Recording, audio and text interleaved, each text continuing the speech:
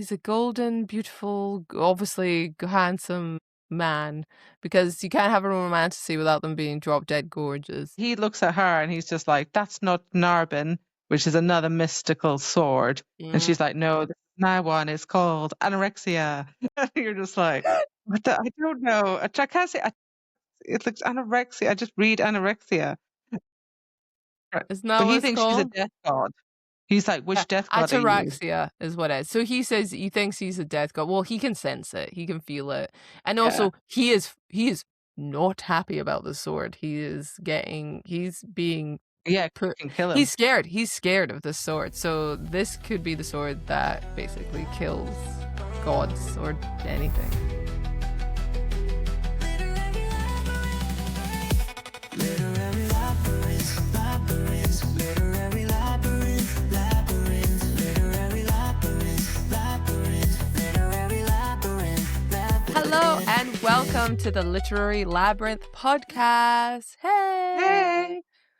Welcome back. Thank you for tuning in and listening to us once again. But again, if you're new here, welcome on in. Please join us as we discuss our book of the day. But we are, of course, midway through, so hopefully you have been following us. If you haven't, go back a couple of podcast episodes and then come back here to join us. We are now at part 5 of our A Court.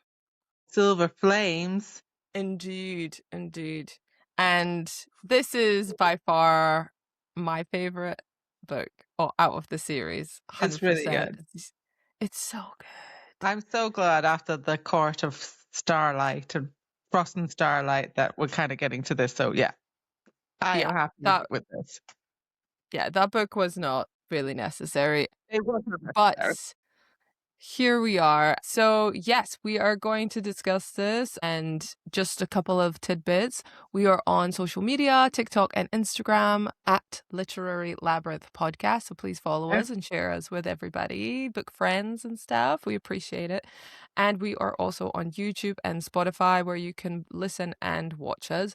But of course, you can listen to us wherever you get your podcasts as well. So that's me done my little tidbit. And also, I forgot to say, I should probably introduce myself if you don't know who are you? We are. Who are we? Like, who are we? So my name is Leela. I'm a nerd for books. I love escapism and just have unrealistic standards for men because of these books. And my name is Linda. And if you are watching on YouTube, you can see that I am halfway through Barad-dûr. The Lego Barad-dûr. Big Lord of the Rings fan. And I love to read too. And we are two sisters, one who reads fast. And one that reads slow. So, which chapters are we going to discuss today, Linda? So, at part 5, so we're on chapters 42, 54. And as we left off last episode, it got kind of hot and spicy. So there was a lot of spice in the last part that we were like, oh, this happened. So it ended that way. It ended that way. So yeah. It ended with hold on tight.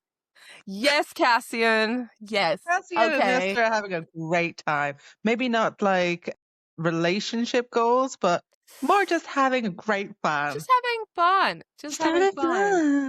Also, can I just, before we get into it, I just want to say, do you appreciate my t-shirt that I'm wearing? Yeah, Team Jacob. Yeah, old school. I was like putting it on going, this still fits me. I'm going to wear it for our podcast episode. So I'm wearing a t-shirt. It's a black t-shirt with red wolf marks crossed down it, and in white letters, Team Jacob, who, if you don't know Twilight, is the wolf sort of friend romance interest sort of with Bella, which, to be honest, I'm a Team Jacob. Screw you, Edward. Anyway. I wonder if they'd ever remake that like Harry Potter.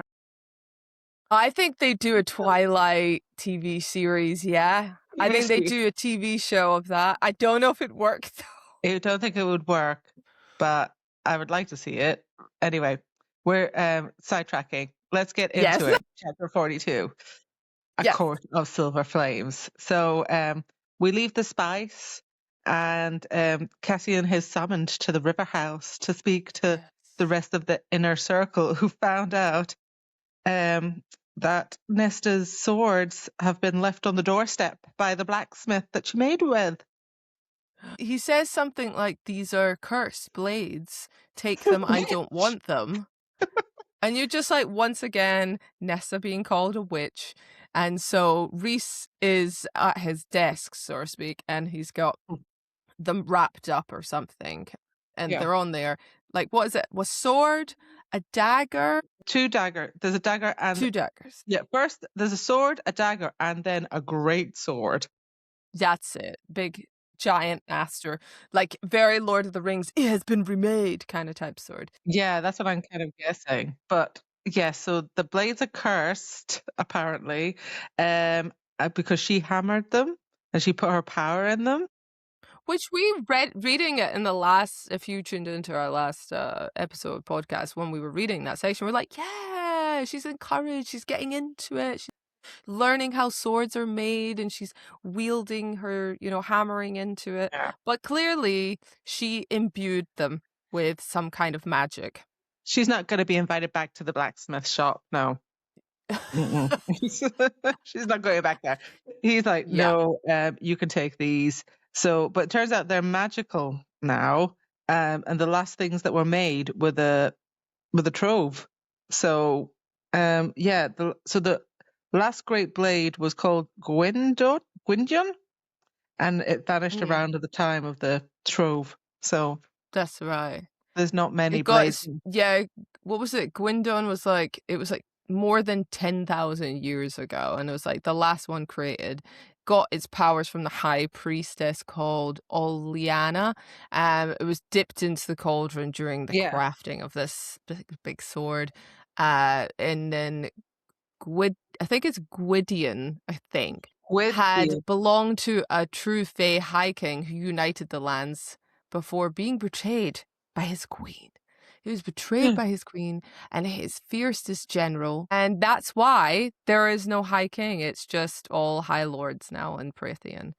So you get a little bit history lesson there as well. Yes, that you kind of find out a little bit about that. And but what's your opinion on Amren's response to this? Oh my God, Amren's a bit like mean. Like, so she's saying that they're all discussing the swords and all the weapons. And saying like, oh, this is like, no, nothing's ever been made before, and she's done it unwittingly. This will be really like useful to have. And Amren just went, the dead trove was forged by the cauldron. Nesta possesses the power. And then she says, so anything she crafts becomes her power. At this point, I wouldn't so much as eat a piece of bread if she toasted it. She's such, you know what? She's pushing it. I'm sorry, Amren is pushing it. And then she's being a bit too harsh. And they're all like, well, we need to tell her. And she's like, why? She must never learn of it. And I'm like, what is with these fairies? Why? What is with these fairies and keeping secrets? But why can't she learn of it? Like, what's going to happen to it? She probably will say like, oh, toss them away. I don't want to know. Like, knowing Nesta, she'll go, yeah, I don't want anything to do with them. Just toss them away. Yeah, also just tell her, because she'll go, okay, that's good to know. So I'll map that for future. It means that I'll be more attuned if I was to do that, what's happening, because I didn't realize that. Okay, and she is trying to get better, control herself, manage her emotions, be more in tune with her body. So by not telling her this, you're actually hindering her process. Yeah, so I don't know why they want to... Scared ass bitches. Jealous. Yeah. So what does it say? Right. Like, there's also something else she says. So Rhys is like, Cassian does fight and says, no, I feel like I should like tell Nesta. And Rhys is like, no, Amren's order holds. And then Amren goes, I'd be careful when you're her. Who knows what she might transform into when your emotions are high. When they're having sexy time. And I was like, that's a bit harsh. Think Amren is a total bitch. I think Amren is just pushing it too far. I think she's envious. I think she's jealous because she doesn't have the power she used to. And she's just projecting it. She is either super jealous, but I think she's also petrified because she knows what death gods are like, considering she used to work for them. Yeah. But I think the biggest thing is their concern is if she can make troves, essentially, these dread troves, Yeah. then if anyone finds this out or gets their hands on her, she's a weapon that can be used to win any war. She could say, Yeah. oh, I'll make that for you, bang, bang, bang, boom, and then they're like, I've made this, great. I think it's crazy that Rhys is like, yeah, no, we're not telling. Rhys doesn't want to tell anyone any shit. He's so terrible at it. But be on her good side then. Do not make an enemy of Nesta. I know, they're all like pushing her buttons. I'm thinking, I think if she was to 180 and flip, you all gonna die. You ain't gonna win this. All of them, like a one blow. Even Rhys. Yes. Yeah. So it's crazy. And so basically Amren's like, but Azriel, to his credit as well, and Cassian are like, no, she should know. And then eventually Rhys is like, we'll let Farah decide. And I'm like, oh, will you now? When you haven't told her about the situation with her baby? Le bébé? Yeah. And he baby is mort. Le bébé in the labor. Le bébé. No. Le bébé. So that goes on, and Amren's like, don't touch it, don't wield it, put them away. And they're like, yeah, we're going to touch it. I thought that was good. I was just like, yeah, they just wait for her. She's like, I'm going back to bed. And like, they're like, oh, quickly open it. And they're like, okay. And then Amren's there going, I just told you not to do it. And they're like, yeah. And she's like, I knew you couldn't keep your hands off it. Because then Rhys sort of levitates the sword. So he's not touching it, but he lifts it up with his powers, and he's sort of going, wow, it's really heavy, and I can feel it fighting against me and stuff. So, yeah. Yeah, so it doesn't really, they don't say, they just say that like iridescent sparks danced along the blade. You could hear the magic, like crackling magic, and or feel it. The raw power, but it doesn't say what it is. The second sword seemed hot, angry, and willful. So yeah, and he also says, which one did she pay more attention to? And then I think it's the great sword, and they're like, yeah, okay, this one feels pretty powerful. But in that discussion, there's also confirmation that Rhys has gone to, who was it? Draken and Miriam, to ask about the wings situation with the baby. And he can't find, they don't have any intel about how to possibly help Farah with the birth of the child. So he's like, I don't know what to do. Apparently, so they can bend and stuff where like... Yeah, they're different wings. Yeah, Seraphim wings are more flexible and rounded. So they don't know. They haven't a clue. Well, I mean, come on, Illyrians. Yeah, seriously. Yeah. Oh, and then Amren goes a bit like thingy, isn't she? Like power group. She's like, you could be with these swords. You could be the High King, and you could take. Do you not want to be High King and all this kind of stuff? And yes, right. And I was like, where is this coming from? All 7 courts united would give us better odds if there was any upcoming conflict. And I was like, Rhys ain't going to be High King. Rhys ain't good enough to be a High King. Nesta can be a High Queen. That's how I see it. That's how I see it. Screw Rhys. Also, like, I don't understand why he says after that, he's just like, I don't want to tell Farah about the baby having possible implications of death to her and the child because of the wings and her body not being proportioning it, whatever. And it's like, have you not learned your fucking lesson from a court of mist and fury? Because she said, never lie to me again. You tell me everything. And he's just gone and done it again. And I'm just like, I don't like Rhys right now, because he was like, okay, I will never do this again. I'm your mate. And then they became mates. You have to keep that. That's a promise. And you're breaking it now. And his excuse is, oh, I don't want to take the joy away from her. What? She'll be dead. Like, that's not right. And he said he's going to ask Helion in his libraries to look at some stuff or whatever. So that happens. Anyway. Yeah. But, he doesn't want to be High Lord. And he said, I will not consider it. And it's just a bit like, but what does she say? She does say something. like, so she says nothing is a fluke. The cauldron's power flows through Nesta, and could use her as a puppet without her knowledge. That's awful. Like, what? And then she says, all 3 sisters blessed by fate and gifted with powers to match your own. And she's just like, you need to use this. And he's just like, no, I'm not going to. Good for him that he's not going to consider it. But I just was like a bit like Amron. I was like, whoa, what's the power? I don't trust Amron right now. I don't like her. I don't trust her. I think she's being too pushy. I think she thinks she knows. And I don't understand why Reese is really listening to her. And I know because the Amron from before, right?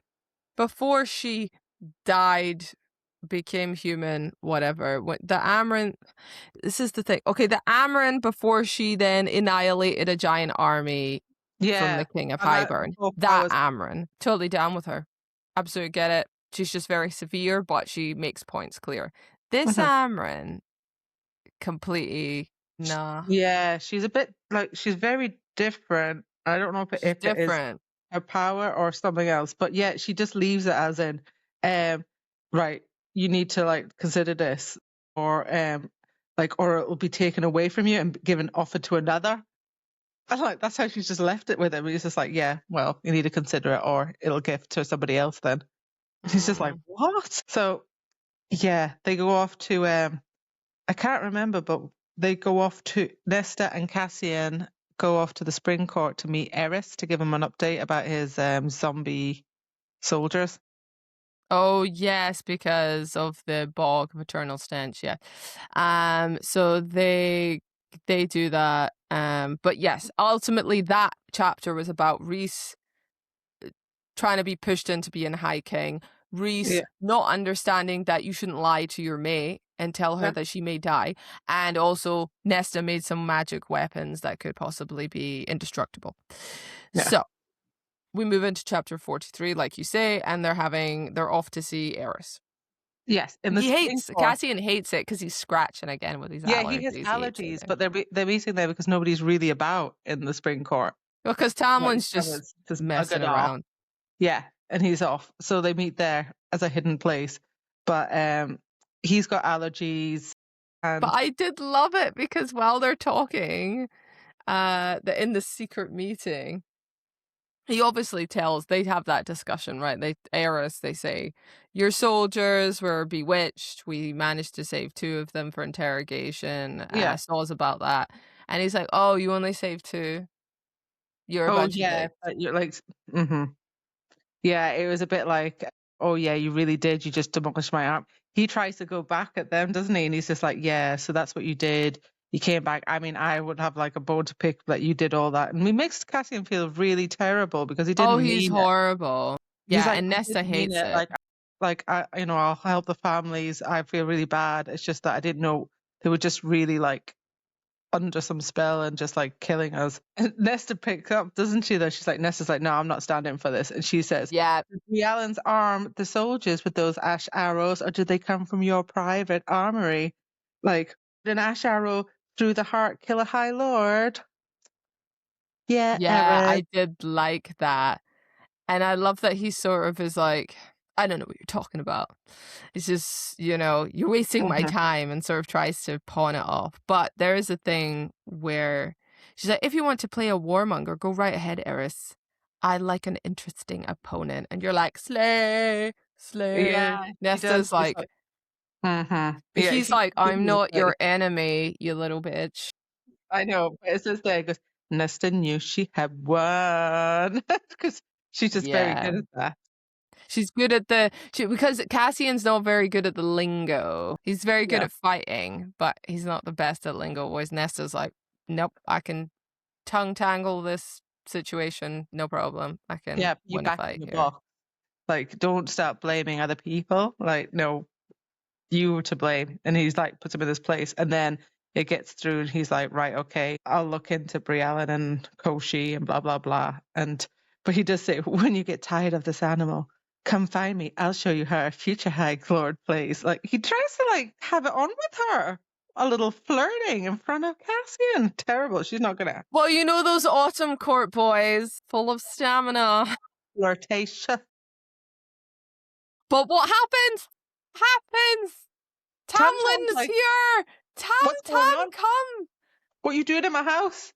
Yeah, but And they're Tamlin's in beast form, still in beast form, roaming around, not dealing with these problems. And he's like, who dares disturb my slumber, kind of thing, but not really. And he snarls and he says, and Cassian's sort of like, oh shoot. And he's like, we're just leaving, like, everybody chill. Because he's a little bit worried something's gonna happen here. There is that bit though, like while she's looking at him and he's going on, there's a bit, and I never knew this. I don't know, maybe I missed this in the first one, but it says like she's looking at him. She goes, Tamlin had even looked at her and asked if she'd go in Freya's place. Did that happen in the first book? If she'd go in Freya's. So like it says here that there was a part when he'd stormed into after she killed that wolf in the first book. Yes, it happened in A Court of Thorn and Roses, right at the beginning, where they break into the thing. And does he go to Nesta first? Does he say that? I don't remember him saying that. I remember him just coming into the house saying who was like, who did that? Who shot One second. Yeah, I remember going, she shot the wolf. He asked who did it. Freya tried to defend her sisters. Nesta defended Elaine. I'm so interested now. And Freya took the blame, and her dad said, get out of here. Like, there's no place for you here. Like, you're better off not here. And she went, I did not know that Tamlin looked at Nesta first and asked if she would go before Freya went. Hold on, right. Pause part in the edit. Right, hold on. But hold on, I see something. It's the right. Cauldron boil me. Tonight, Tam will allow the great magic to enter. Yeah, I was right there. there. Hold on. It says, her younger sister had been taken by this male because Nesta herself hadn't been able to face him. Tamlin had even looked at her and asked if she'd go in Freya's place, and she had said no because she was a hateful, horrible coward. That's not in A Court of Thorn and Roses. Hold on. I kill too often as it is. Why? Why so generous? No, that's Lucian. It's too early. Yeah, it's Here we go. Here we go. Nesta Clutcher, I do hope you two are taking precautions. That's about her and the guy. Yes, right.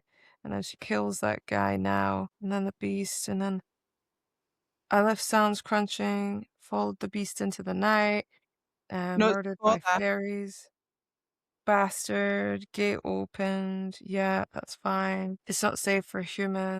No, it's very. It's where like they say like, chapter 2. She bought a pair of shoes, and then they like when I looked at my father, there was no such thing. Oh no. Here, murderers. Right. Okay. So he says that, and she says, "Get out!" And then he bellowed, and then who killed him? Killed who? Large grey wolf. If I killed, it was based on what payment in exchange? The payment you must offer for a wolf who killed. Da-na-na-na-na. We didn't. Please spare us. Nesta hushed a sharp sob. I killed it. Okay, but considering. Would you scream? But I knew with a sudden uncoiling clarity that Nesta would buy Elaine time to run. Nesta could go swinging for her. Most immortals. Yeah, he says, what is the payment for the treaty? He said, a life for a life. My sisters wept. Why bother? Foolish me to forget humans have such low opinions. And then he says, He gives her the choice. And they say, my father encouraged, please silence. I can get gold. How? The beast sneered, how much is your daughter's life worth to you? Do you think it equates Nesta still? But Nesta monitored every move the beast made. She didn't bother to look at her father, as she knew his answer clearly. Yeah, like it doesn't say. It's very vague. So it says the sisters, like, who will take this one? Like, and he says, no, my daughter, and like doesn't specify what daughter. But when I read that, I was like, what? Vera. It doesn't say it. It doesn't say it. It just says, that's so annoying. Because he just goes, the monster in Morrowland. I had to get him out of here. And then he snapped it in half, chucked it at the fireplace. Now. But I couldn't look at her, couldn't look at Nesta, not when they were still crouched there. His eyes glistened. I glanced at a few cabinets. The beast paced the doorway. No, it doesn't say. Doesn't say, so I don't know. No, Okay, this is interesting. But you know when, like, in the first one, do you remember when she says, No. "Where did you go? You glamored me," and like he glamours everybody, but Nesta doesn't get glamored, and she knows, and she goes to try and see if she can find her over the wall because she remembers, but Elaine and her father don't remember. They just think they got their fortune, and they're like, "Great." And I was like, Okay. "Is this linked to this?" Like, Tamlin looked at her and asked if she'd go in Freya's place, and she'd said no. So maybe he'd spoken to her in her head, and she said, "No, I'm not doing that." And then Unless he it just was a different time. no. You mean he'd said it in her head? But he's Yeah. not Diamatti, so he wouldn't have said that.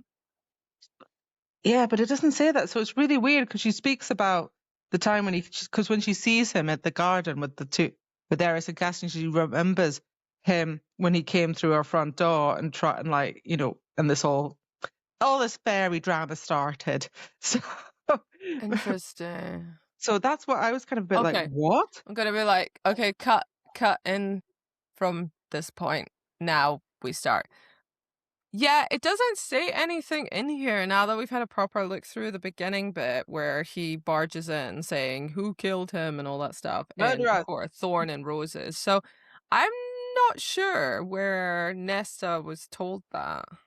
I think she was told, like, I think there's something that she was told in her head. And I don't know. I know you're not Diamatti or whatever it is. Diamatti, yeah, he doesn't have that power. I think maybe he told her. Because remember, like, he was a beast. Unless it was another time. And yeah, I think maybe because she remembers things as well. Everybody else was glamoured, and she was the only one that remembered that Freya was taken. Interesting. So I think there's something there. And it's only touched on it as well. And I'm like, there is something here. There's a connection between Nesta and Tamlin here. And also she says, well, Nesta goes, "Oh, Elaine would love it here. She is like the spring person." And I'm like, there's this connection here that we're not seeing. Yeah. There is something. There's something there, isn't there? Well, anyway, clearly something we need to look into further. But as Tamlin gets there, he's like, what the hell are you guys doing here? But Eris is a bit freaked out because he's been caught red-handed talking to them too, which is Night Court people. And if that gets out to his dad or anybody else, he could be in big trouble. So he's a bit freaking out. But yeah, Tamlin's got his powers, his claws, he's raging, he's hateful, he's not having a good time. And Nesta's like, I didn't care. Yeah, Nesta gives him a death thing though. Like, so I didn't know this at the time, but yeah, she just kind of turns over and she's just points at like Tamlin and says, "Don't you dare tell anyone you saw us, High Lord, and I'll rip your head from your body too." And he's like, "Put that finger down, witch." And I didn't know when Nesta points, it's a death promise. Hence, when she pointed at the High Lord of Highburn, the King of Highburn. Yeah, it's a death promise. And they come true. I know, but does that mean Tamlin's going to die? Well, as long as he doesn't tell anyone. I think it's fine, yeah, because she's like, I like how she stood up to him in terms of saying, I was put into the cauldron because of you. You did this, regardless of whether you thought it was the right choice or not. But he's like, I have every right to kill trespassers on my land. She's like, are they still your lands? Like, really? Yeah. Because what are you doing exactly? Which is true. And he says, you're exactly as nasty as your sister said you were. And she's like, I'd hate to disappoint. And I'm like, slay, slay. She's got the words. They come back. They're not landing, Tamlin. They're not landing. No, and that's why she would be amazing on RuPaul's Drag Race. She'd just be like, comebacks every time. So anyway, Tamlin, so she tries to the point. She says, if you tell anybody, I will come and kill you, like you said, rip your head off. Death And promise. the whole ground starts shuddering a little bit as she's doing it as well. So, you know, Cassian's a little bit like, oh shit. But Yeah. he just backs up, doesn't he? And she's like, we're going now. Goodbye. Yeah. And Eris and Cassian and her We just leave, disappear. basically. But she just says, tell anyone saw us. I'll rip your head off, body too. And we move on, and we're back at the library in the house, and Nesta's down there. Can't sleep. Neither can Cassian, and they just have like it's just a small thing, but he just says like she didn't appreciate the way that Eris was speaking to her to like Cassian, and he says like, oh, a lot of people speak to me like that, and she's like, doesn't make it right. And then Tamlin never deserved like Freya, and then she just goes, no, he didn't. He didn't. And she's right. He didn't. He really didn't. We know this. I don't think they were right for each other. They were not. Yeah. So sadly, that's kind of pretty much where we get to 44, chapter 44. And Cassian mentions at the training that he fought with the Valkyries in the war because it comes up in conversation about who are these Valkyries. But finally, we find out that Cassian actually had dealings with them when he was younger. Yeah. And he fought beside them. Yeah, he's that old. Mm-hmm.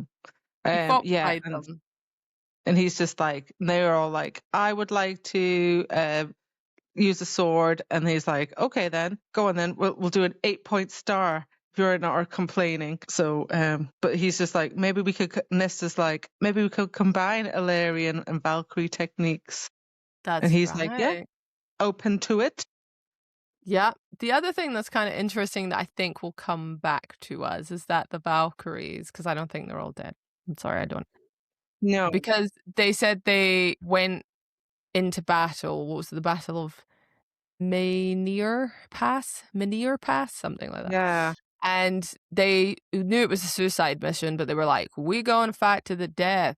And when Cassian kind of got chained up, when he woke up, because what happened to him? He got kind of like pushed away. Yeah, he was like a low ranking soldier.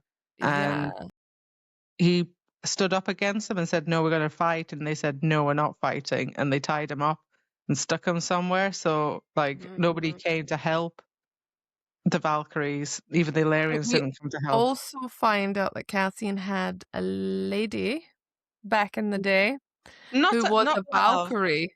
Just a lady friend. Who's in intimacy, I guess, called Tanwyn, and she died in the battle. Yeah. Or so we are told. I don't know. I'm just Let's hope she died in the battle, because if she comes back, she's dead anyway. She ain't even in there. Yeah. So Cassian asked Gwyn to bring him all the information about the Valkyries, and he'll put it into their practices. So we'll do Illyrian/Valkyrie training, because she's essentially, Nesta's like, me and my Valkyries bringing it back. That's what she wants to do, which is fine. But then we move into Cassian going to see Farah and Rhys and the others. Yeah, at the river house. And he tells them about the Valkyries and saying that this is what they're doing. And Freya does say she hasn't hesitated before saying Nesta should be informed about the weapons. So she has decided that she should be told about the weapons.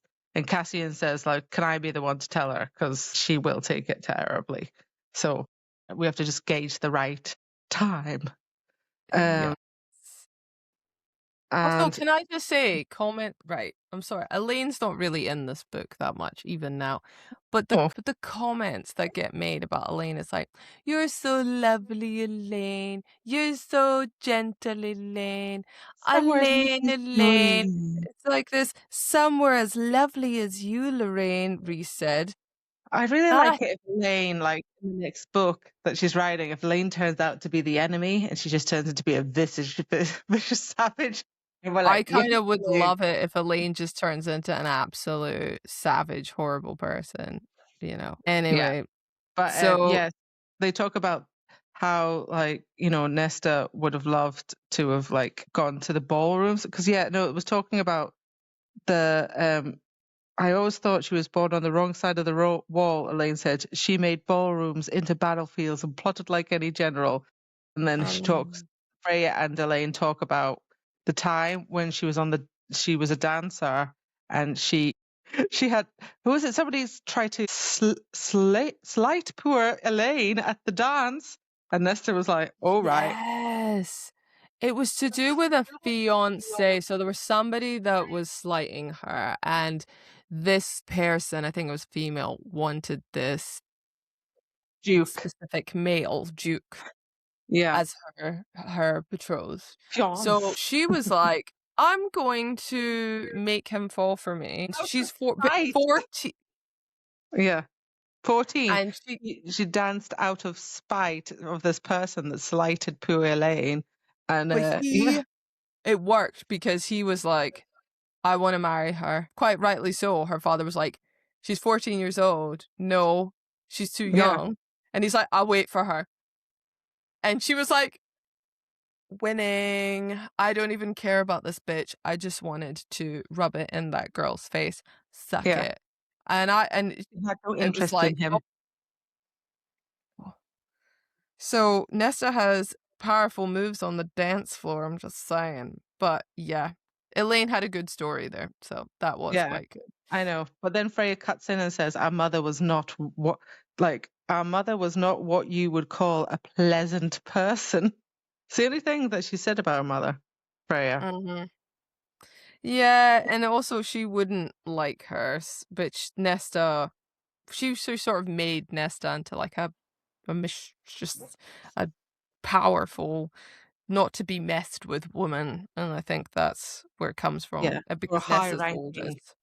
So Cassian logs that and says maybe that's something that she can bring out in her fighting with music. And then we get into chapter 45. And Cassian begins teaching them the Valkyrie methods and asks Nesta what. But the problem is he's trying to tell her about the swords, right? And immediately when he asks her, "Hey, what would you name the sword?" You're like, "If you were to name a sword, what would it call it?" And she's just like, "Why? Why are you asking me this?" Silver Majesty. Emery's like, "Killer." I love that they're just like, "Killer," and he's like, "What?" And she's like, "Silver Majesty," and then she's just like, "Hey, why are you asking? Why are you pushing this? Like, what's your game, Cassian? Oh my god, I feel for Cassian. Like he is trying to help her and like kind of get support, but the way he talks, like even when it's with Eris and stuff, he's just not got the hiya. If you were to name a sword, what would it be? If you were to pick one of these weapons before you, which one would you go for, and how would you use it? It's like, why are you asking? Oh, just friendly conversation. No, Cassian, it doesn't work like that. So anyway, so he accidentally says, what did he say? Yeah, he said, I just wanted you to name one. And then he goes, do you remember that blacksmith? He gave, and she's like, yeah, the one that he gave me the blade at winter solstice. He's like, oh, he's given you 3. When you hammered the blades, you touched. Yeah, you imbued them with the 2 swords and the dagger with your power. I'm talking like big ancient magic. Like he's like, yeah, like you. No, it's so funny. He doesn't sugarcoat it. Like he's like, big ancient magic that hasn't been seen in a long time. Just go like, you may have touched it and they've got some magic in them, so we need to have a look at them, Freya. No, it's like, sorry, look at them, Nesta, and maybe we can like decide together. He just goes, no, you took the power, you made them really big ancient magic. It's like another dead dread trove. You totally like put more stuff in that was evil. And she's but what's interesting is like, if you want to make other objects, go for it. And you're like, whoa, Cassian, slow down. I think she's like, I made magical things. What? And then what's the crunch is his mishap, like a dumbass. We don't know what manner of magic they are. And then she just goes, it's so funny because Emery and Gwen are like, halt, they're chatting and just start going, and he's like, what? You said we? And he's like, oh, like Farah and the others and Reese. And how long have you known about this? And then he realizes, shit, And he's like, how long? And it's like, this isn't the place to talk about. You're the one trying to coax me into a name. To point, she's correct. She's trying to coax her into a name. This isn't coming. Where it should.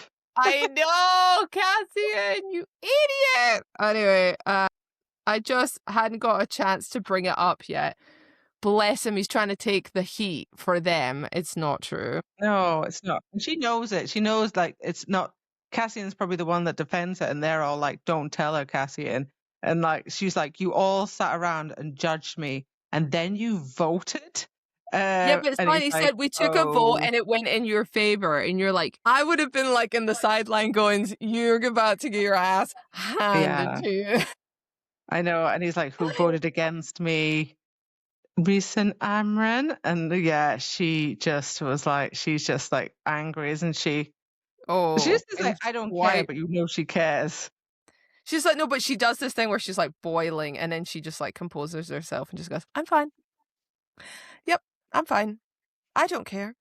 And he's like, no, Nesta. And she's like, yeah. And you just know, this is the moment. This is it. She's going to flip. She's going cray-cray. So yeah, she says like, she just goes back to her bedroom and she tries to run a bath, but she knows, because he knows Cassian will come, and she just uses it till he goes away, and then she just leaves. Big mistake by Cassian. He shouldn't have done that. He should have gone in there. He should have gone in there. And then she goes straight to that stairwell. And you know, like I knew she's like, she got to 6,000 last night, and I was like, the anger, she's gonna do it. Because she's just going, she's like, I'm going down the stairs. How dare they do? And I'm with Nesta, 100%. They shouldn't be making those decisions behind her back. That is ill-advised. And she just goes down and down and down. And then she gets to, what was it, like 10,000 steps? And she's basically at the bottom. She's in Valaris. Valaris. Yeah, she just like opens the door and she's in Valaris and just storms off. And she goes like chapter 46. Goes straight to Amran's place. Oh yeah, and I'm sorry, but did we need to see Amran having sex with Varian? What does she do? Like, what is her job? She's supposed to be the second in command, and I have to say, like, every time that she's at the meeting and like the river house, she's like, I'm going back to bed. What's she gonna do? She's just having sex continuously? Because I don't believe that. And also, isn't like nothing else to do. Varian's like a prince, and he's supposed to be looking after the summer court. He's never there. Also, what is the deal with them two? I don't even care. That's how much I don't even care. Anyway, so she goes down, but what's great is there's a point where she says she like shatters the door. His lungs beneath her palm was fractured like glass. And I was like, oh my God. Yeah, she just takes it out. She just shouts at her, and Varian tries to like put some kind of water shield around them, and she's just like, Amran's like, just drop it. It's not gonna. He's naked anyway, and she's told him. He's like, get out. I know, because he's like, you thought I shouldn't even be told about what my what to do about my powers, and she's just like, get out to Varian, and then Amran sort of nods, like, off you go, and just that's it. So then the fight begins, where she's like, you voted against me, and I'm sorry, I'm mean. Amran is so mean. She's like, you've done nothing to prove you are able to handle such a terrible power. She even says her power's terrible.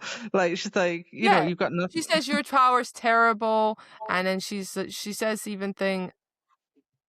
But it's so funny. She even goes to Cassie and she says, I suppose that loudmouth bastard told you more than what was necessary. Yeah.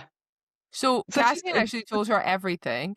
And Amber's like, yeah, I don't think you should know anything. Because I hate her so much. And then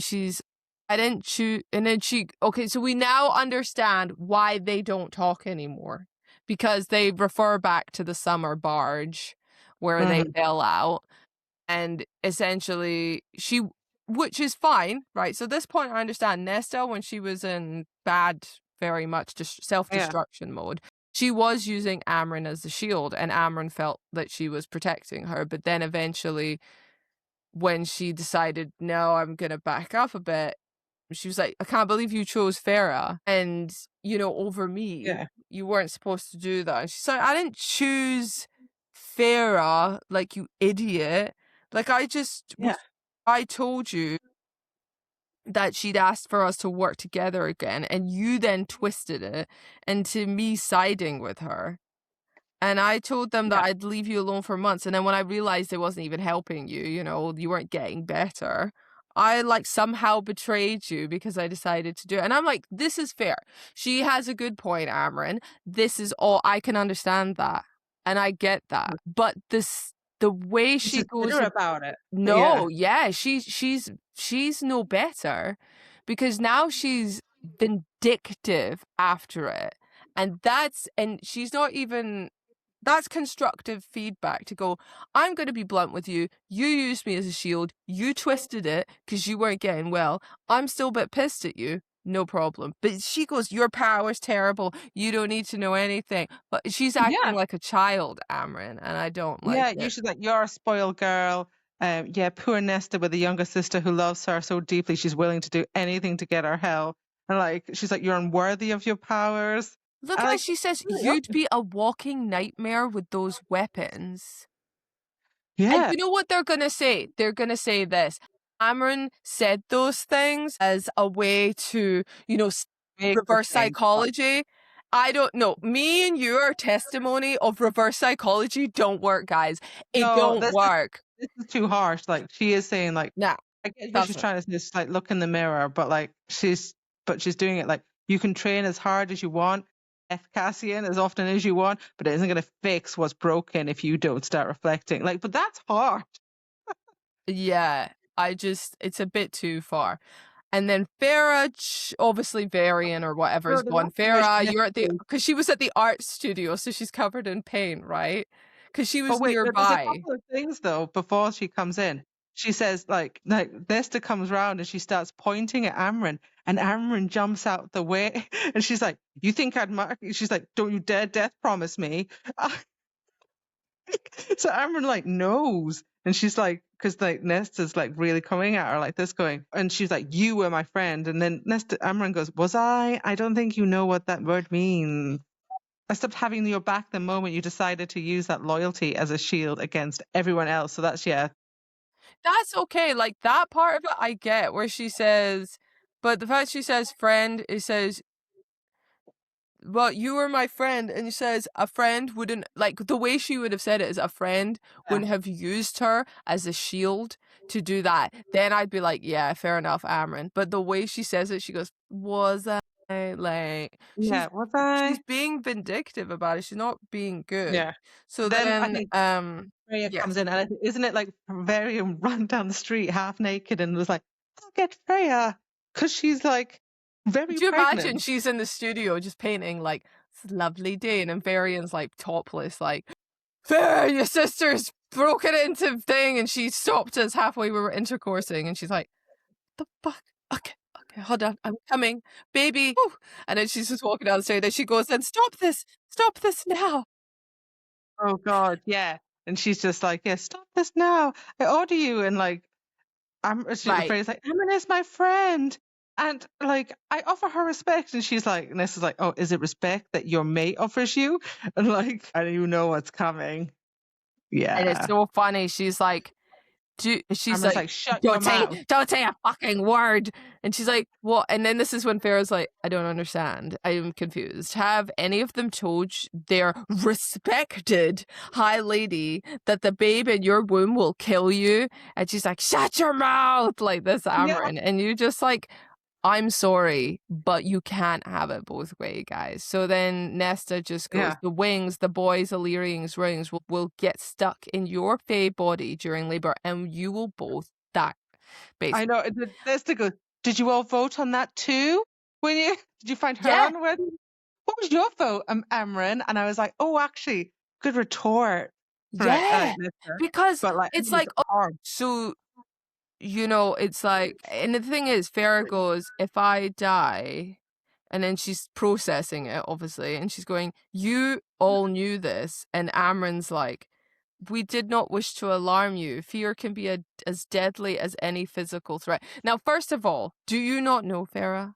Do you know the shit that she's just been through? Yes. She can handle this. She would be upset, but she would be determined to find something. She would figure out. And she's like, Rhys knew.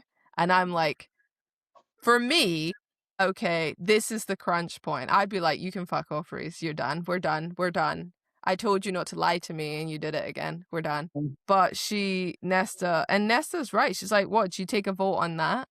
And then when it comes to me, take a vote on that. She's not, I don't think she was wrong. But you're loyal to the Amren. Yeah. And so obviously Farah's like breaking down because about the threats to her life, she peered down at herself at the tattoo hand cradled in her abdomen. And you just think, oh, Farah, I feel bad for you. They're speaking and she's like, what have you done? And he's just like, oh shit. And he's the only way he can think is just like getting angry at Nesta. And she runs off, doesn't she? Yeah, okay, yeah. So she eventually just goes, because what's the last thing Emma says? She says, I hope you're content now. And I'm just like, you know what? This only happened because you neglected to tell Farah and everybody else, although Nesta did say she would not tell her. So, it's kind of a double standard, but still, she was right to use the fact of the vote system. So anyway, she runs out, and then Cassian's gone to the river house. He's flying and he sees her, but he hears Rhys like losing his absolute shit. Oh yes, and he gets get Nesta out of the city before. Doesn't he say, get Nesta out of the city right now before I fucking kill her? And I just went, okay, I'm sorry, but can I just, when I got to that end, so that's the end of chapter 46, and please, listeners, do tell us your thoughts. Are you actually joking? I don't think Nesta did the wrong thing, maybe in the wrong way, for sure. The same as Cassian. Yes, she handled it.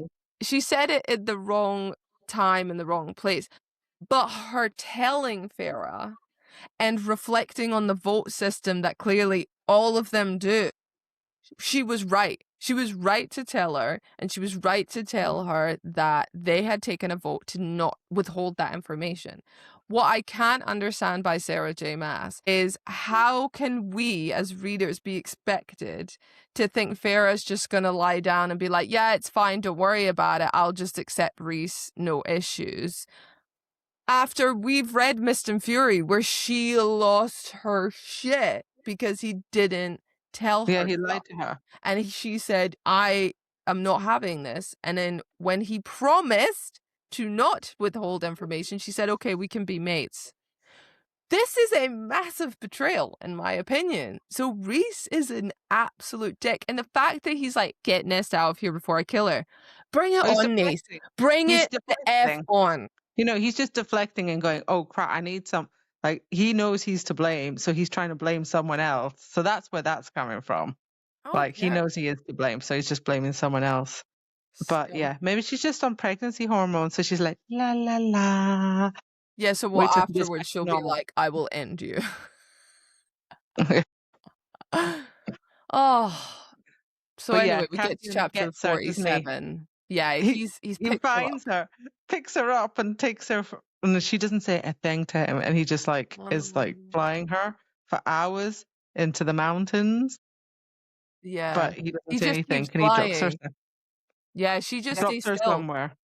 She doesn't talk, and she knows that she's lashed out, she's lost her shit, and she feels empty. And yeah, she's like, yeah, sure, I'm a piece of crap, I hate myself, So Cassian takes her to this kind of mountainous area. Yeah, with like a lake and stuff. And then she just goes straight to sleep, doesn't she? He's like, well, camp here. And she just curls up and goes to sleep. And Cassian speaks to Freya. And yeah, Farah sort of goes in his mind. She says, like, Rhysand, he utterly reacted. You can come back. And he's like, no, I think we're going to stay out here for a couple of days. And she's like, I'm furious with you all. But she had the courage to tell me the truth. So which is true. Yeah, I'm glad that she did say that. Yeah. She told you the truth to hurt you, and she says, yeah, perhaps, but she was the only one who said anything. Mhm. And then he's like, I think she saw the parallels between the... I'm like, of course she did, sorry, Cassie. And she did see the parallels between both of your situations because you all voted. And although Cassie's not necessarily to blame as the others. So he's sort of saying, like, I guess she tried to avenge both of you. You know, that was in she her just head. did the same thing. Yeah. So he's going to take her for a hike Yeah, but what's instead. insane is she says, that's my feeling too. Reese disagrees. Reese can get fucked, okay? I'm sorry, guys, but Reese can get it fucked. I wish I found out a different way. She's like, it doesn't matter, I didn't. And anyway, whose fault's that? You guys! Yeah. It's not all on Nesta. Nesta, okay, yes, there's partial blame, but it's on you guys, dumbass bitches. I'm sorry. I was raging. How were you at this point? What did you react to? I was just like, well, I'm glad that they I was like, Amran and all that. You knew she was going to blow up at some point. You knew. Yes. Well, I don't understand why you kept it from her. And Freya, like, why are they keeping all these things from them? Like, they're just going to blow up in their faces. So I did get it. I was just like, yeah, that there's a lot out here. You need to be telling them. I'm not sure how a hike will go for Nesta. She's not really speaking. So, well, I don't know why Cassian's like angry at Nesta. Like, he should feel angry with himself. He's the one that like started it. I think it's weird. It's like he cares about her, but he needs her to know what she did was impulsive and wrong. But also do you know what I think it is? He's caught between caring for Nesta and he's caught between caring for Reese, his brother. Yeah. And that's the problem, is he's sort of annoyed, but he's not. But I don't know. He's stuck in the middle, which I get, and I do understand that. You know, so he isn't being horrible to her, but he's just being very one-word answers, like, get up. That's it. Eat. We have a long day. So there's nothing nasty and there's nothing lovable. It's just, let's just keep it. Because I guess he must know that doing this hike might just help you process. Because that is ultimately what this whole chapter is him getting her to just start the hike. Let's just get on with it. And he makes, you know, some off-handed comments like, you know, stay hydrated. You could faint if you fall off the mountain. You know, and that's it. And she's internally just hating herself. And you do really feel for Nesta. She doesn't want to exist anymore. No, she doesn't want to like, if I fall off the mountain, she's like, well, I guess that's fine. Yeah. I know. He's like, so his words do change a bit. She just said he knew that she hated herself enough to want to not exist anymore, and he didn't want that. And so I felt really bad, like, because he's just like, he just wants her, but he knows that the only person that could get her out of it is her. So he's like pushing her, going, let's go into this place where, like, the mountains where there's supposed to be a lake where they can, like, supposed to be good healing properties to recover. What was it? The lands have been used for healing. The people injured in body and spirit adventured to these hills. The lake, they were now 2.5 days from reaching to recover. So I think that's why he's brought her there. Yeah, it's nice. So a lot of it is just, they're quite short chapters as well.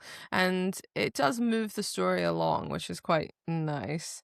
Because like mile and mile, her silence like a looming wraith behind him. Cassian wondered if it would be enough. So they're still going on this. So we get into chapter 49, and they've trekked for 2 days now, and still no talking pretty much from Nesta. She don't talk, she goes straight to sleep or whatever.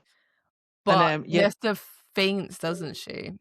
Yeah, she hasn't been drinking. She's just pushing herself, but she doesn't care about herself. So yeah, it gets to a point where she's walking down and she just stumbles and she just falls down, and he picks her up or something, doesn't he? And he's just like, oh, we'll camp here tonight, because she's just out of it. He's like, you need to walk, like, you know, you need to drink what are you water. doing? Like, I told you to drink the water. Like, you're dehydrated. And then he gives her his cantina or something, and she's drinking it. But then, does it all come out? Does it? Yeah, get to the lake the next day. So yeah, so like they wake up the next day and he's like, we're actually almost at the lake, and she gets there and then she sees it and she just like kind of breaks down, doesn't she? And like, yeah, she just cries. But it's like the crying that's like heaving, rasping from your chest, like your whole body, which I guess is Yeah. part of the healing properties, that kind of symbolicness in this book. And she's just wailing, sort of, so to speak, is all terrible. And just saying how, you know, she hates herself for who she is and hates herself for this. And, you know, it's not great, is it? No, but it comes out and it like in chapter 50, he's trying to kind of calm her, and she kind of like gets it through that she is upset about her dad, and That's right. you know, he loved her and all this kind of stuff, and she just let him die, and she never told him she hated him for what he got her into and all this kind of stuff. She didn't treat him nicely, and that at the very end he was there to save her and she couldn't be bothered to save him. And he's like, it's not your fault. And she's like, yeah, but I could have tried. And he's like, well, no, I was there. Like, and then she realizes, she's like, every time I hear fire, I think of my father's neck breaking, snapping.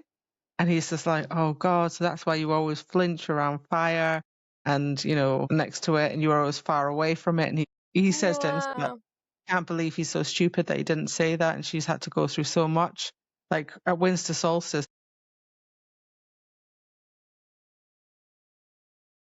Yeah, it's like you're suffering in silence and you don't know. And so now Yeah. he's understanding a little bit more. And she's just talking about anger and, you know, just that she needs to leave everything. things in the past. And like, you know, he says, I want you to like, you know, start to like yourself and like leave things in the past. But I don't want you to lose your complete self. Like, I still like that kind of the way you speak and the way you Yeah. are tough. But, you know, you need to be kind to yourself.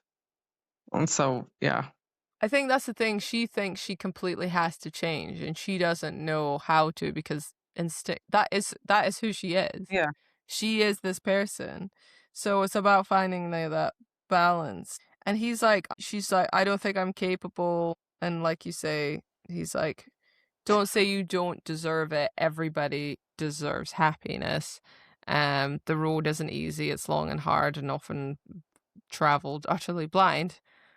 And he's so good with his words, I have to say. He's like very encouraging. Where was this Cassian when he was like, if you had to be a sword, what would you be?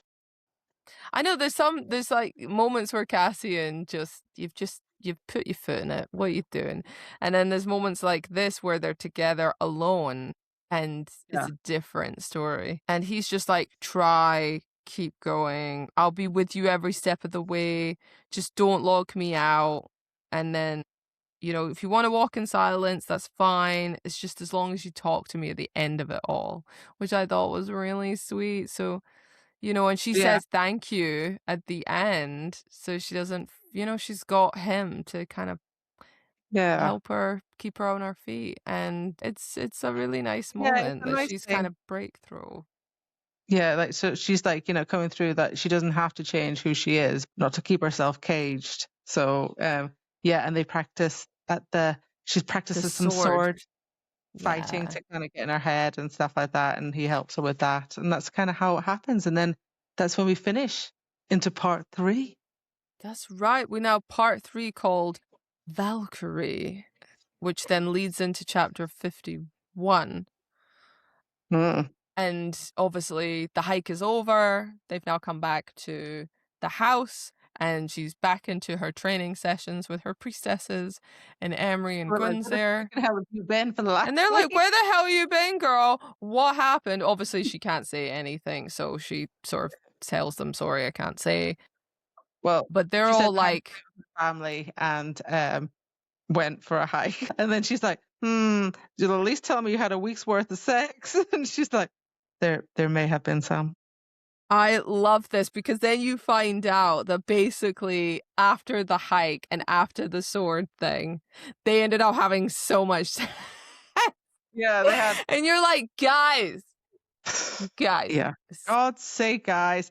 Oh my God. I'm just like, whoa. Right. Okay. So Let's much. just cover that. Like, God, I thought she'd like come through some emotional breakthrough and stuff like this. And then I'm like, yeah, I did. And then this happened. And then I had sex. And you're like, whoa. Okay. And then anyway, it's kind of funny because they're like, oh my God, guys, Gwen and Emery and Nesta talking about it, and she's like, what? And then I think Cassian's like, you just see his back get a bit like straight, and he's like, but I know, it's like, anyway, passing that, Gwen is like decided to tie this rope to the end of a plank of wood. Ribbon. Yeah. Oh, yeah. So yeah, she's got this ribbon. She'd have to tie it, and part of the Valkyrie training is that you're done when you can cut the ribbon in half. In one slice. Yeah. So it's like, yeah. And I think Cassian does it. So they all try, and none of them are able to do it. And Cassian does it perfectly. Of course he goes, at least I can cut the ribbon. What does they say? They say like, because he goes like, Cassian's just like, if you can do it, then you don't have to train, and they can't. And he's like, oh, it looks like you'll be training tomorrow. And they go, asshole. And he goes, at least I can cut the ribbon, and he cuts it. I do love that. He's like, at least I can cut the ribbon, because he's like, looks like I'll see you in training tomorrow. Bye. And you're just like, so Nesta is... Yeah, after that, it's just more filthy spice. And so that's that. So she's just like, yeah, I finished training. Do you want a quick session? Oh, yeah, we just keep going past that. Can I just say, like, the insanity of the spice? Like, she's like, okay, we finished training. We go to, I'm going to go to bedroom. And then suddenly it's like bent over the desk, her bottom half entirely exposed. And obviously other stuff is said. Oh my God. Like, you were just doing that. But there's so much dialogue in this that wasn't initially, because now he's saying things, and I won't go into it, guys. It's fine. No, it's fine. You can read that. You can read it. But he's like, do I feel good to you? These classic lines. I like it when you ride me hard. Oh, no. I mean, there's worse stuff in there, but I'm just picking. There is worse stuff in there. So I was like, blah, blah, blah. Okay. Yep. So yeah, after that, she keeps trying the stairs. She can't actually get to the bottom again. It was just out of anger that she could get to the bottom. That's right. She hasn't managed to get down the stairs. But anyway, she gets talking to Gwen, and she's like, oh, this thing that you told me about, that the priestesses go to a nice little concert in the evening. That's right. Can I come? And she's like, she loves music, and she misses music, and she's thinking, I can't go back down to Valaris, to any of the places I used to listen to music, because I don't want to bump into like Farah and Reese and have to deal with that. I'm not ready to apologize, or not. She's not ready to face the music, so to speak. So Gwen tells her about the music that they sort of play. It's it is a religious ceremony, but she's like, no, it's totally chill. Like, it would be great if you could come. And Gwen is very excited, which is quite lovely. And Nesta's like, okay, thanks for giving me the deed. There is a bit where she says, like, I'm quite happy. I really like hanging out with Gwen. Before, like, she does say a few things before, because she says, I've said I'm not going to go into the story because you might hate me, and like this. And then Gwen's like, no, like, I understand. And Gwen says, I dread you and Emery learning my history, and I know that once you do, you'll never look at me in the same way again. And I'm like, oh, what did Gwen do? But that's exactly what Nesta says about herself. Yeah.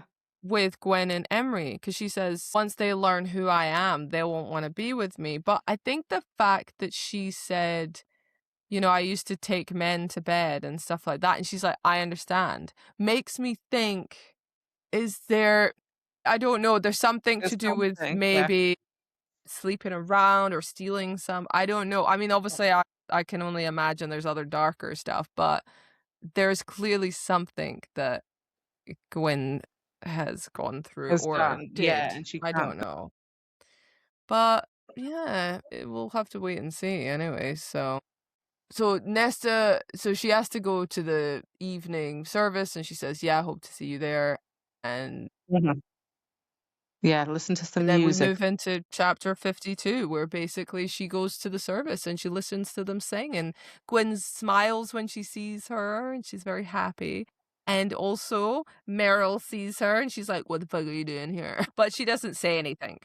It's under the mountain again, like it's under like a part of the mountain. So there's another part of the mountain I know, which is this in mountain's there, and it's huge. all which is all red brick or something. So she says like, oh, this is it. She can hear the melody. It's got great acoustics, and Gwen's singing there, and she's enjoying the music, and she's like, Yes. this is great.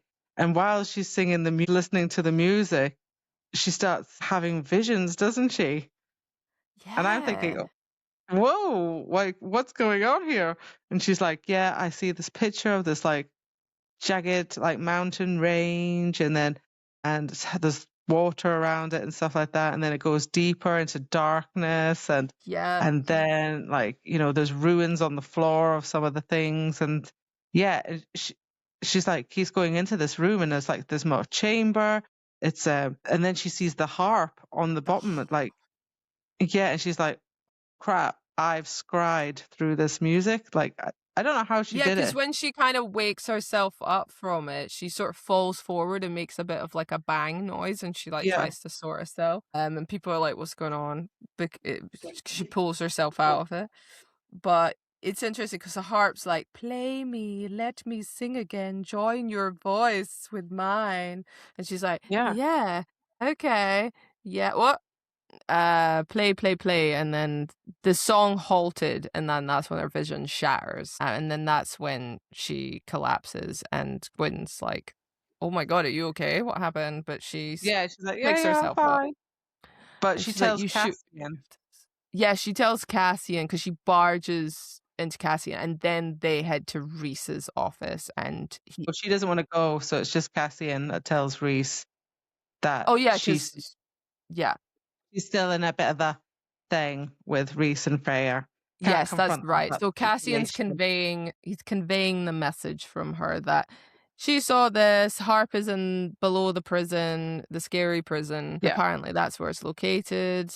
And he's like, "You're sure of this?" And it's like, "No, I just thought I'd come down here, Reese, and spill you some shit."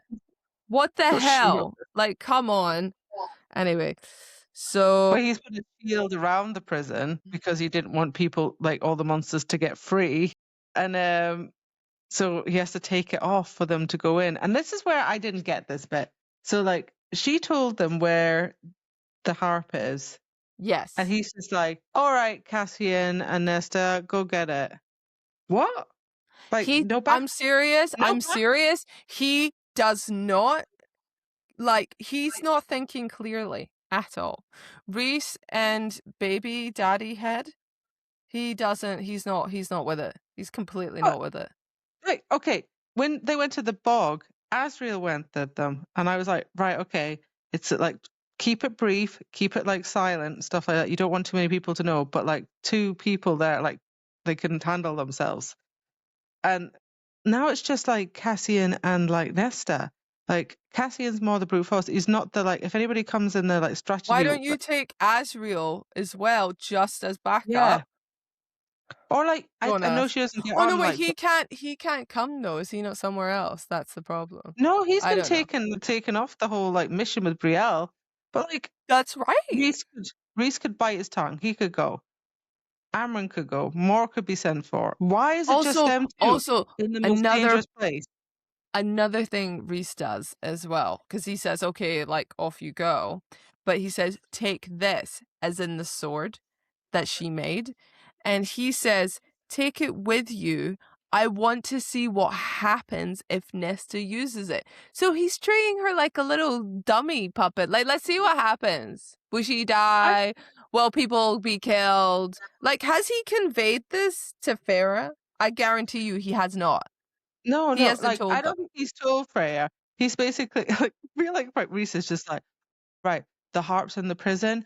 All right, you 2 go. I'll take the shield off. Just see how it goes. Like, I don't give a shit if you die. Like, he knows the monster's in there. He knows that most of the monsters, of all the people, the person that like shouldn't go there is Cassie because he's put most of them in there. Like, yeah, don't even. So I he's was just like, let's hope she doesn't need to draw it. I think we all know that she will have to. Okay, so anyway, I completely am with you though. Totally. this just seems like a suicide mission. Like he really wants them to fail. Like I'm just like, I don't understand why you've done this. Like without much backup. Like I know, but this is where I think Sarah J Maas kind of doesn't. This is where she loses her story a little bit. Inconsistencies like this, and it's not the first time now that we've read her. This is a better book, and it's a better written. It's much like her writing improves a lot in this book compared to the other ACOTAR books. I haven't read her other books, so I can't comment. But this is where things like fall through the loops and you're going, why? And there's never really any, oh, the reason was because even if Azrael's busy, what the hell are you doing sending Nesta and Cassian to the prison? So anyway, we get to chapter 53 and Cassian's like, here's the sword. And Nesta's like, he really give this to me? Yeah. That was another thing. He's just like, yep, he did that. And then Reese says if we're going to the prison, we should be well armed. And this is the best place he can think of for us to try out your sword. Okay. Yeah, great testing ground. A prison full of the most dangerous frickin' prisoners of all. Yeah. Sweet. But even though like she's walking up to the prison and Nessa remembers Freya saying, little frightened her sister, but that Freya found the prison to be petrifying. And Nessa's just like, it's fine. Yeah, all right, Zero okay, cares. great, yeah, that's fine. Like, yes, and then Cassian's just like, look, right, remember what we said. Hold onto my hand the entire time. Don't speak of Amren or anything regarding the trove. We'll just get that harp and before it can unleash chaos. And I'm like, this is quite a lot of big arc. This is quite a big thing. She doesn't know anything that's in here. No. She's never been in the prison. Like she hasn't even been giving like a briefing of, hey, so when you go there, bear in mind da da da da da. And the other thing Cassian does as well is he says, so if it goes badly, at least it will kill me, not anywhere else. So he's prepared to die. What is going on? Like why is he doing that? Like it's just crazy. And I know he might be doing the flippancy of like, I'm just a dude, haha, I might die. But you know he isn't as well. You know there's a side of him that's going, no. So anyway, we move past all that weirdness and Nesta leads the way. Prison. Yeah, they get to the prison. They go down to the area that she'd seen in her vision and she's leading the way. What? But like he passes down, like they're all passing all the like the cages or whatever it is, the cells. And like they all know Cassian's there and like growling and hitting the things and like she's like, oh, I heard scraping at one of them and he points to a scar and she's like, shit, that's the one that gave him the scar. And like you're just like, oh God, they all know him. Why is she here with him? Like this is not it. Yeah, and then she goes, oh, she finds that iron door that she sees in her vision and he's just like, no, that's just a dead end. And she's like, no, we go through the rock. Yeah, and then she pushes her hand through and it goes through. And then he didn't know that. Nobody knew that. He had no idea it existed. And now he's like, I thought they were only cells. And then obviously there wasn't. So he goes through. And she's like, there might be booby traps, there's stuff. She's like, maybe if I go through, it won't go off because it wants me to find it. Whereas if you're there, could cause issues. But anyway, he's following behind her and whatever. So she then goes up to the harp eventually because she sees it. It's very much clearly there, right? There's the harp. It's calling to her. And then suddenly it all starts going off because she starts seeing visions of things. And she ends up opening a doorway into her mind. And it's Briallen, who is the haggard. She starts holding it. No, this is when she picks it up. Yeah. It goes into it's like because the harp can open up doorways or portals, but she hasn't touched anything. No. And I wonder it's because if like Briallen's got the crown, that's how she can see her. because there's a connection or something. And so Briellen's sat on a throne like an old haggy badass, Yeah. and she's going, I can see you, I know where you are. And Yeah.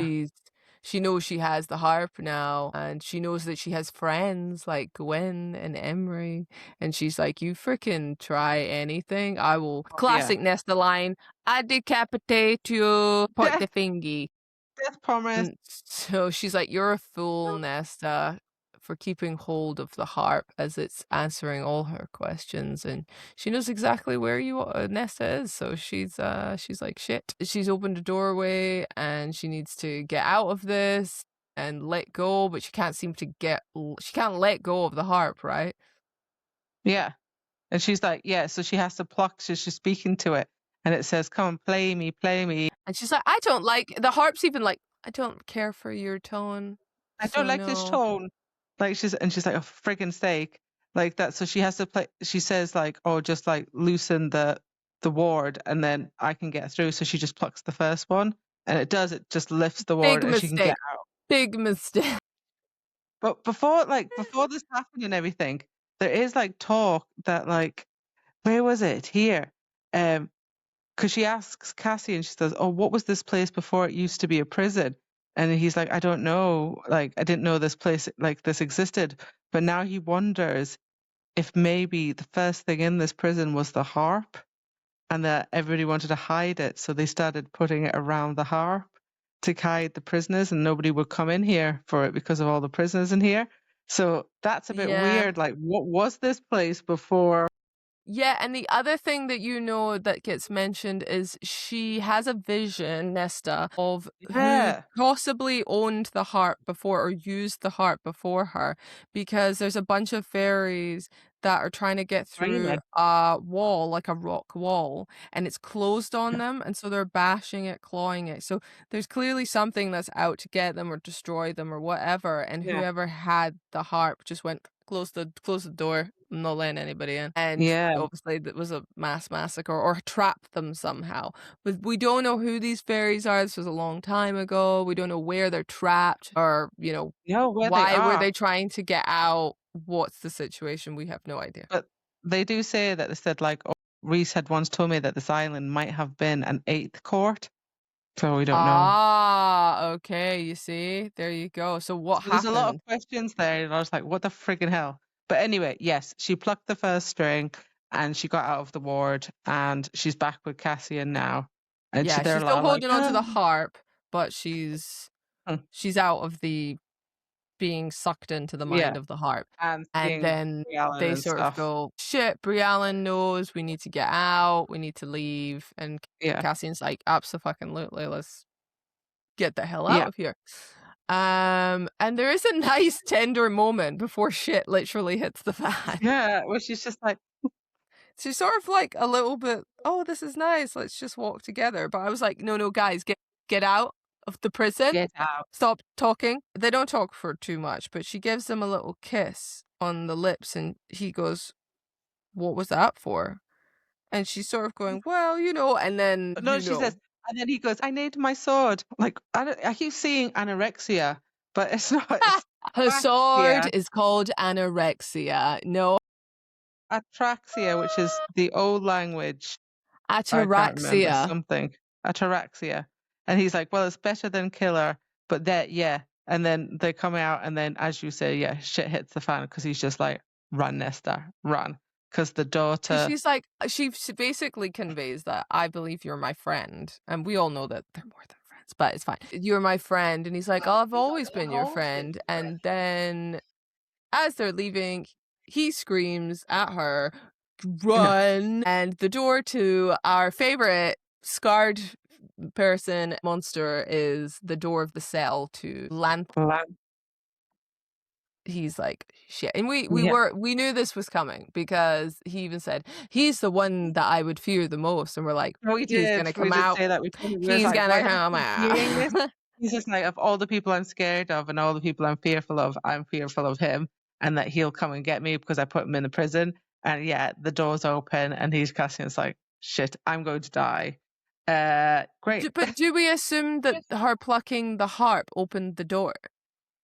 Yeah, because his cell, so when they went through that bit with the ruin and with that ward through the thing, that he said, Cassian said that's Lanthrian's like cell, but they sort of passed it and went into the ruin bit, but it was still through that wall. And I think because he was in that wall, like that's what broke it. Yeah.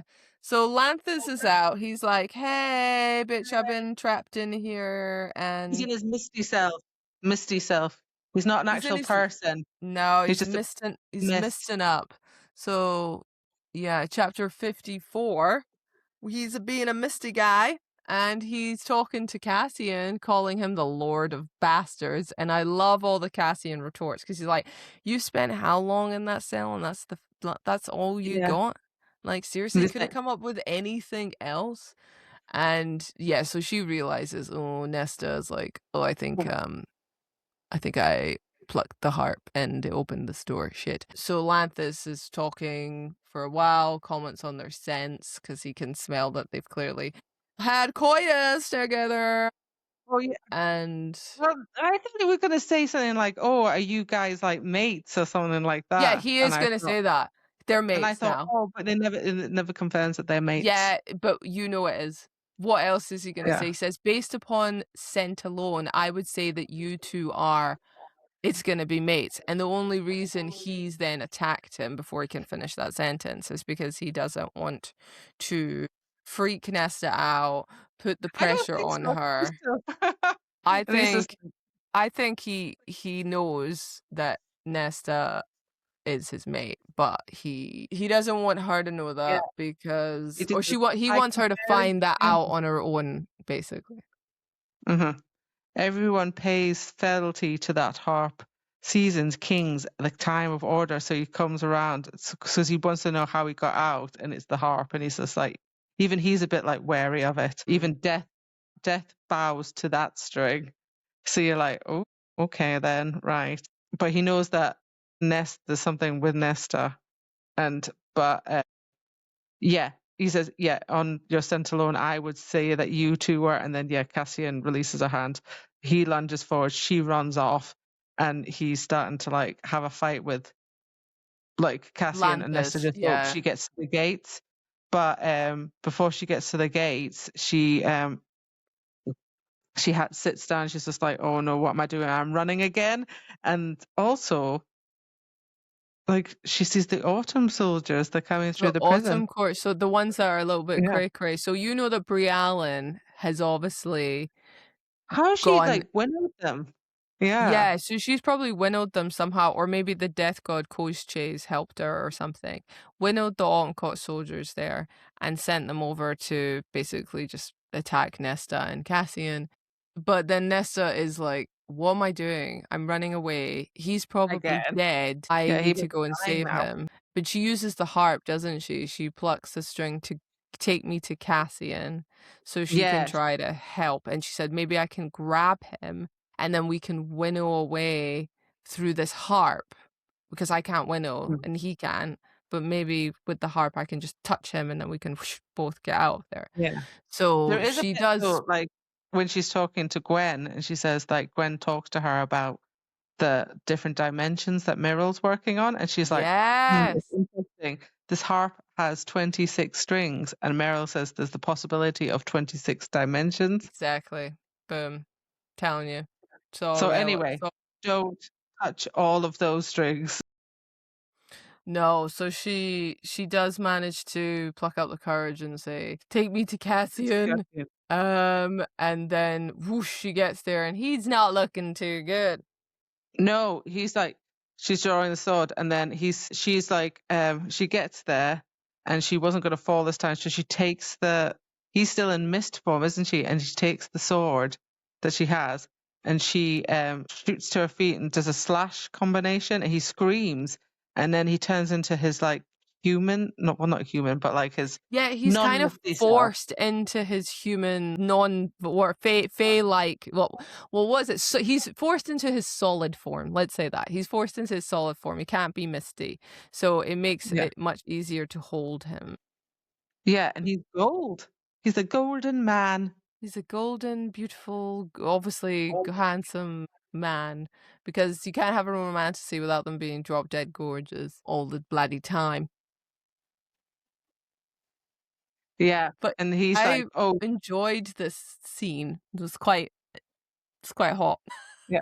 So yeah, he looks at her and he's just like, that's not Narbin, which is another mystical sword. And she's like, no, this is my one. It's called Anorexia. And you're just like, what the, I don't know. I can't say it looks anorexia. I just read anorexia. Ataraxia. Isn't that But he what it's thinks she's a called? death god. He's like, which death god are you? Ataraxia is what it is. So he says he thinks he's a death god. Well, he can sense it. He can feel it. And also he is not happy about the sword. He's being Yeah, can kill him. He's scared. He's scared of the sword. So this could be the sword that basically kills gods or anything. Yeah.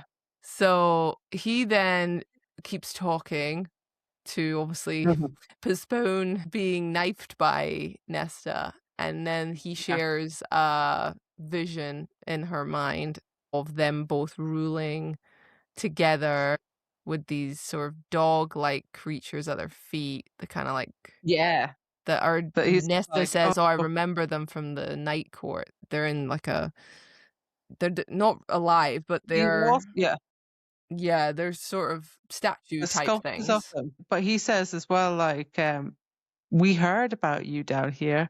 You are the one the sea and the wind and the earth whispered of, Nesta. So he knows her.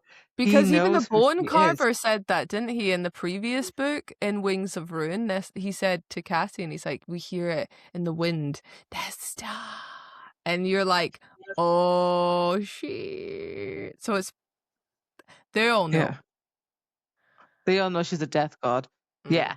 And so he's just like, he knows who she is, and he is, like you say, puts visions in her head, and he's just like, but the visions in his head show like that she has a crown on, and they're both like, ruling, and there's like the crown, the harp, and the mask is all there, but there's one other item, and she's not sure what it is.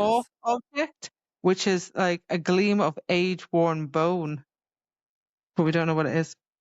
So there's obviously something else. And then it gets into him persuading her that if they had sex, it would be the best bloody sex she's ever had. And she's loving every minute of it. And I'm like, what?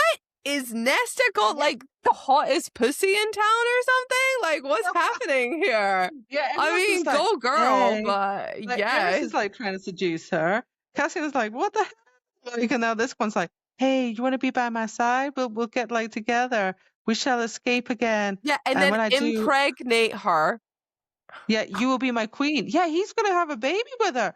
And I was like, dear God. And then anyway, I think Cassian's had enough. He gets a dagger and he throws it into like Lanthian's chest, doesn't he? And it's one of those the magic dagger.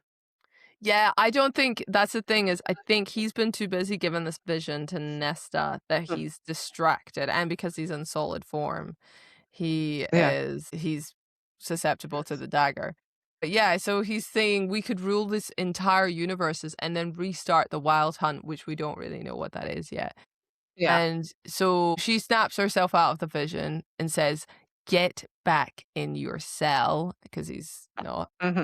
He's like, I'll just escape again, and then I'll find you, and I'll make you my queen. And then he gets stabbed by Cassian's dagger, and then Nesta attacks him. She gets that. She gets the. See, now I want to say anorexia, but it's not anorexia. She gets anorexia. No, she gets ataraxia, and she does her point star positioning that Cassian's taught her.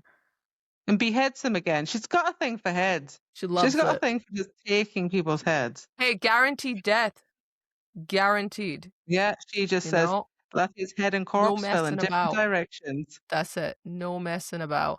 So then, she does that, kills him, and then she says, right, it's time to get the hell out of here because I can hear these autumn soldiers approaching. And she even says, can you stand up? And Cassian is like skull open, happy. So he's like, I can totally stand. Broken like arm and stuff like that. Yeah, he's broke his arm. It's like lopsided, and she just like says, doesn't she? She goes, a river house, Freya's, ticks the harp, and it She just takes takes him there. 3. She goes 1, 2, 3. So because even when she did the 3, I was like, oh, is it too many? Is it too many? But she seems to know. She just seems to know. She's just like, she just goes 3, and then she says the front lawn of Freya's house along the Sidra River, and I go. But she kind of guesses because she goes 1 took me the short distance, 2, but we need to get to Farah's, and that's a little bit far. So maybe 3 will do it, and that was her assumption on distance. So then that's when she did it, and it's great because she opens her eyes and she goes, "Holy shit, this worked!" And then Cassian just collapses on the grass, and she's like, shit." And then that's how we end chapter 54. Yeah, that's it. Like that's how we ended. I'm just like, oh my god, there's so much that happened. So much. It's crazy. I love it so much. It's so good. I love the fact that she just killed. I mean, he was petrified of Lanthys. This guy is like, and then that sword was the winning ticket for her, and the harp, obviously. And she just saved Cassian's ass. Like, yeah, I wanted to know though, like, is it only if Nesta uses it, or is it if anybody uses that sword, can they kill a god? Or is it like if you're worthy, that kind of thing? Yeah, like I would say only Nesta can use. Well, I don't know. It's a good question. Is Shadow the one that Asriel has? Is that a blade? Is that like a magical blade? Is it not? Yeah, because he gave it to Elaine, didn't he? It was Truth Teller. Yeah. Truth Teller. But I don't think that's not. Blade? I think it's. I don't actually know. I wonder, and I'm wondering like if anyone can use it. I think there's magic in it. I think there's magic in it, but it's not this kind of magic. Like this is next level shit. Yeah, because. So yeah, good point. Because there's another time as well in this book where like he says that Amarantha found one. She couldn't use it, so she just dumped it in the river and destroyed it. Yeah, so I wonder if it doesn't like like the wand chooses the wizard, Mr. Pot. I was like, is it like that with the sword chooses the person? Obviously, Nesta made it, so it's always going to answer to its master. But I'm wondering, I think Cassian would be able to use it. Because they're mates, clearly, because Lanthys was going to give that away. Maybe they would be able to use it because of that. I don't know. And maybe if anybody else tried to use it, it would. Because obviously the blacksmith was like, "Fuck, like take these blades. I'm not dealing with this." So what did he do? Did he touch it and it burned him or something? I don't know. Maybe not something. Sure. But I absolutely loved her flipping out and telling Farah. She absolutely needed to know. I disagree with anyone giving her shit for it. Amren's a bitch, and Rhys is a dick, and great on Cassian for getting her to do the hike and getting through her emotions and stuff. And well done her for kicking Lanthys' butt. And getting seduced simultaneously. Do you want to get... I'm getting a proposal in there. Yeah, I'm getting like a queen, marriage, babies. Yeah. I was like, dear God, like getting everything here. Like, but yeah, so it seems like I'm really excited. I really want to read on and be like, what's happening now? Like, what's going to happen? Yeah, I am desperate to like find out more. Definitely the book that's so much more encouraging. And considering if you are watching us, we were very much over the halfway point. We have you can see this much left to read here. We're at chapter 55, so it's a solid few hundred pages left, and then that's us done really with this book. So I'm very excited. So it's the last 100 pages. The last 100 pages. You know it. It's all going to kick off. We all know. It's all going to kick off. Something epic, hopefully. So for next week, we're going to read which chapters, Linda? We are reading chapters 55 to 64. 64. Yeah. No, we should read more than that. Come on. No, it's chapter 55 to 64. But that's not. And then that means Yes, it's okay. We could read more, but this podcast will be 3 hours long if we read more. So true. So true. Yeah. Okay, so we're getting past part 4. So are we reading chapter 64 or stopping? No, you're reading chapter 64. Okay, so to confirm, as Linda said, chapter 55, 64, and then we'll probably have, I don't know, let's see, another one more episode podcast. Yeah. And then that's it. Done. I'm so excited! I'm so excited! I'm so excited! Yeah. And then we'll have to choose our next one. Well, which so stay tuned. Yes, stay tuned. We will be revealing that on social media on what we are going to read next after we've completed our Court of Silver Flames, because obviously there is no more books after this point as of yet. Yeah. And yeah. And also I think we need a little break from the fairies. You know, we need no fairies for a little while. I mean, still no fairy break. Yeah, just a little fairy break. Just a little fairy break. So, yes, we will keep you posted on that. But in the meantime, please read along with us. We have a Fable book club. You can find our links on our social media page and our Linktree link that is on our bio. And you can read along and leave your comments and share your thoughts. But yeah, we'll have to get reading then. I can't wait. I'm actually excited to read more. So this is going to be good stuff. Excellent. Yay. Okay. Well, thanks very much for joining us. We'll see you next Tuesday for more of A Court of Silver Flames. And yes, we hope to see you there as we continue getting through this final book of Sarah J Maas so far. So take care and we'll see you soon. Bye. Bye now.